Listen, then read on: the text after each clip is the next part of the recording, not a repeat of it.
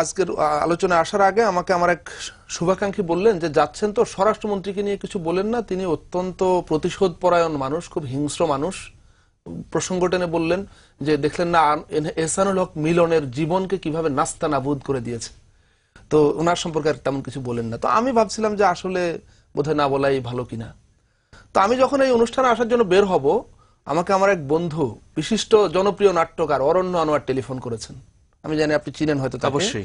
অরণ্য আনোয়ার আমাকে ফোন করে বললেন যে আমি যেন স্বরাষ্ট্রমন্ত্রীর এই নির্মম রসিকতা এবং এই তার এই যে ভয়ঙ্কর উন্মাদনাপূর্ণ আচরণ এটা সম্পর্কে একটু বলি। তো সে বলল যে স্বরাষ্ট্রমন্ত্রী বললেন যে এইটা হরতালকারীরা গিয়ে ওখানে মানে পিলার নাড়াচাড়া করেছে, কলাপসেবল গেটে নাড়াচাড়া করেছে, এই কারণে এটা ধসে পড়েছে।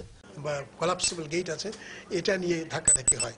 এই ধাক্কাধাক্কির ফলে এক জায়গায় যদি ধস নামে তো আরেক জায়গায় ধস নামতে পারে।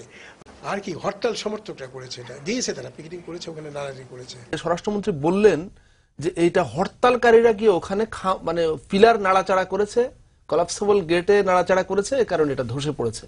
সে আমাকে বলল যে যেই শিশুটির ন্যূনতম বোধ বুদ্ধি আছে সেও কি এই কথাটা বিশ্বাস করবে?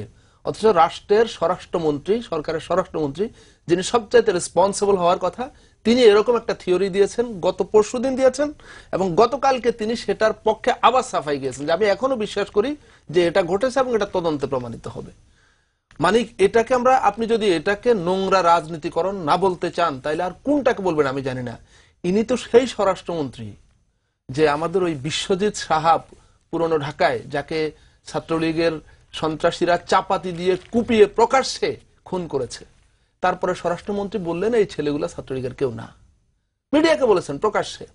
সেই স্বরাষ্ট্রমন্ত্রী আজকে আবার এটা বললেন। আজকে আমি আরো বিস্ময়ের সঙ্গে একটা জিনিস লক্ষ্য করলাম, আমি আপনাকে বলি। আমাদের মাননীয় প্রধানমন্ত্রী বলেছেন, স্কলে, টেলিভিশন স্কলে কথাটা বারবার এসছে, তিনি বলেছেন যে কেউ কেউ এখন ভবন মালিকদের ধরার বিষয়টা খুব জোরালো ভাবে উচ্চারণ করছেন, তারা কিন্তু উদ্ধারের বিষয়টাকে জোর দিচ্ছেন না। তারা আগে এখন আমাদের উদ্ধার করার ব্যাপার, কাকে ধরতে হবে সেটা বড় কথা না।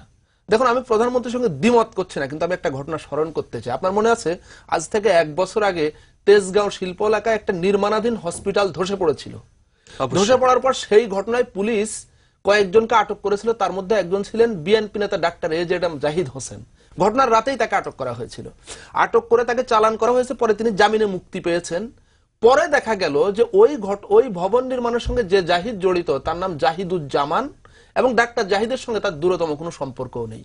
কিন্তু যেহেতু ডাক্তার জাহিদ বিএনপি নেতা, বিরোধী দলের লোক, সুতরাং জাহিদ নাম আসা মাত্রই তাকে অ্যারেস্ট করে ফেলা হয়েছে। সেটা নিয়ে কিন্তু বলেনি যে আগে কাকে দায়ী সেটা আগে অ্যারেস্ট করার বিষয় না, আগে উদ্ধার করার বিষয়। আপনি এগুলোকে কি নোংরা রাজনীতিকরণ বলবেন না? আজকে শত শত লাশ, সেই লাশের উপর দাঁড়িয়েও আমরা রাজনৈতিক পয়েন্ট ভাগাভাগি করছি।